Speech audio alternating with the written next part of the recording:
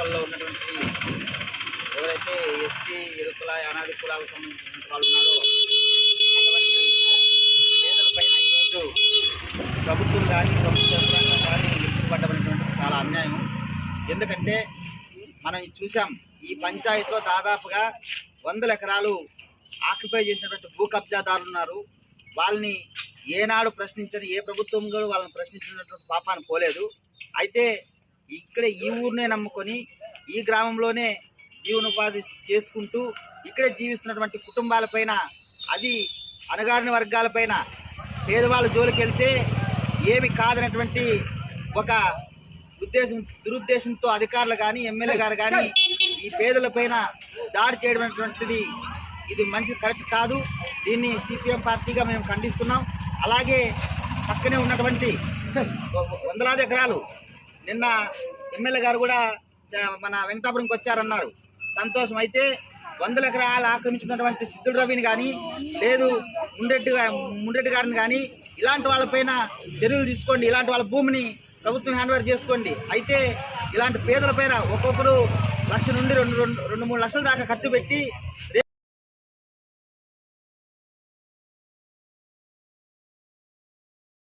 ఇంటి స్థలాలు నిర్మించుకొని, అదే ముందున్న మాజీ ఎమ్మెల్యే గారు 140 మందికి ఇంటి స్థలాలు ఇవ్వగా దాంట్లో ఇంటి స్థలాలు కట్టుకొని ఇల్లు కాపురం ఉంటుంటే అదేవిధంగా దానికి ఇంటి పన్ను కానీ నో అబ్జెక్షన్ లెటర్ కూడా ఇవ్వడం జరిగింది.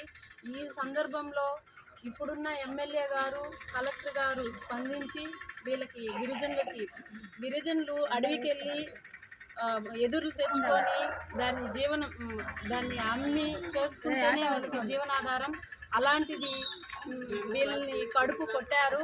వీళ్ళకి వెంటనే కూడా మేము సిపిఎంగా డిమాండ్ చేస్తున్నది ఏమంటే, వెంటనే వీళ్ళకి అందరికి కూడా స్థలం చూపించి ఇల్లు పక్కాగా నిర్మించి ఇవ్వాలనేసి మేము సిపిఎంగా డిమాండ్ చేస్తున్నాం. వీళ్ళంతా ఆడవాళ్ళు మేము ఏమి లేని వాళ్ళు కడిగి పోయి ఎదురు తెచ్చుకొని అమ్ముకునే వాళ్ళపై అల్లుకునే వాళ్ళ మీద వీళ్ళ ప్రతాపం ఏంటి నాకు అర్థం కాలేదు. మంచి మంచి బడా బాబులు ఉన్నారు, వాళ్ళ మీద చూపించండి మీ ప్రతాపం. వీరుకుల మీద ఏంది మీ ప్రతాపం చూపించేది? మేమేం చేస్తాం మీకు?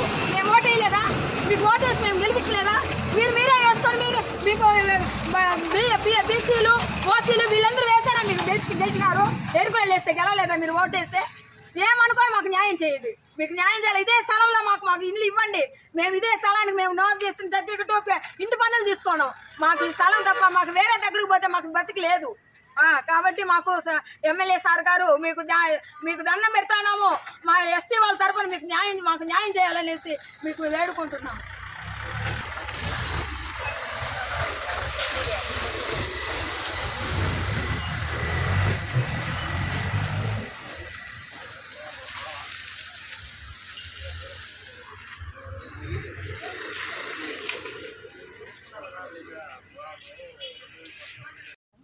మాది చెంగారెడ్డిపల్లి కరకంబాటి పంచాయతీ రేణుగుంట మండలం.